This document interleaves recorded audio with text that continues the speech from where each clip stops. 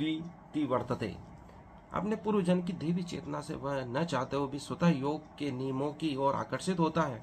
ऐसा जिज्ञासु योगी शास्त्रों के अनुष्ठानों के परे स्थित होता है। हम देखते हैं कि एक ही घर के बच्चे अलग अलग क्षेत्रों में रुचि रखते हैं, तो उसमें पूर्व जन्म का भी योगदान होता है। कोई व्यक्ति वैज्ञानिक है तो इस जन्म में भी विज्ञान में रुचि प्रदर्शित करेगा। गणितज्ञ था तो इस जन्म में भी गणित में रुचि रखेगा। कोई आर्टिस्ट था तो इस जन्म में भी कला में भी रुचि प्रदर्शित करेगा। माता पिता को चाहिए कि वह रुचि के अनुसार उन बच्चों को पुनः शिक्षा दे, ताकि अपने इस जीवन की यात्रा को वह आगे बढ़ा सकें, पूर्व जन्म की यादों को आगे बढ़ाते हुए।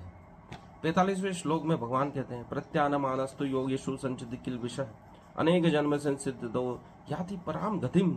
अर्थात और जब योगी समस्त कल्मश से शुद्ध होकर सच्ची निष्ठा से आगे प्रगति करने का प्रयास करता है, तो अंतो गत्वा अनेकानेक जन्मों के अभ्यास के पश्चात सिद्धि लाभ करके वह परम गंतव्य को प्राप्त करता है।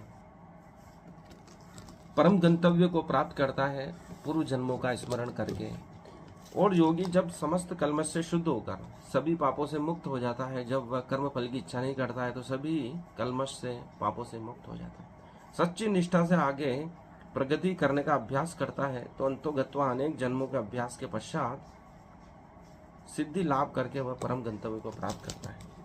पूर्व जन्मों के अभ्यास के कारण वह इस जन्म में सिद्धि को प्राप्त कर लेता है, अर्थात मोक्ष को प्राप्त कर लेता है। दुर्योधन भी यही कहता है कि मुझे यह ज्ञान है कि क्या अच्छा है क्या बुरा है, लेकिन मेरे पूर्व जन्मों के अभ्यासों के कारण, प्रमाद के कारण मैं वापस गलत कामों में संलग्न हो जाता हूँ। इसलिए सर्वश्रेष्ठ कामों में लगिए, ताकि हम न चाहते वो भी अच्छे ही कार्य करें। और जब परमात्मा को हम मन में बैठाएंगे तो हमारे द्वारा कोई गलत कार्य हो ही नहीं सकता है। ऐसा कृष्ण का ब्रह्म वाक्य है। 46वें श्लोक में भगवान कहते हैं, तपस्विद्वो अधिको योगी याने भी अभी मतो अधिक कर्म विभाजिको योगी तस्माद योगी भवार्जुन। योगी पुरुष तपस्वी में, ज्ञानी में तथा सकामी कर्मी से बढ़कर होता है। अतः हे अर्जुन, तुम सभी प्रकार से योगी बनो। योगी अर्थात सभी चीजों को जोड़ने वाला, संतुलित करके चलने वाला। बुद्ध भी यही कहते हैं कि संतुलन का मार्ग सर्वश्रेष्ठ मार्ग। न तो बहुत अधिक अति करनी है और बहुत अधिक निम्नता रखनी है, बीच में चलो, संतुलन स्थापित करो। मोटरसाइकिल में जितनी क्षमता है उतना तेल भरने से ही वह गाड़ी सही चलेगी, न तो उसमें ज़्यादा हम भर सकते हैं न कम भर सकते हैं।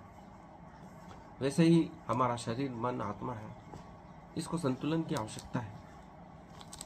योगी पुरुष तपस्वी में, ज्ञानी में तथा सकामी कर्मी से बढ़कर होगा। योगी को सभी से श्रेष्ठ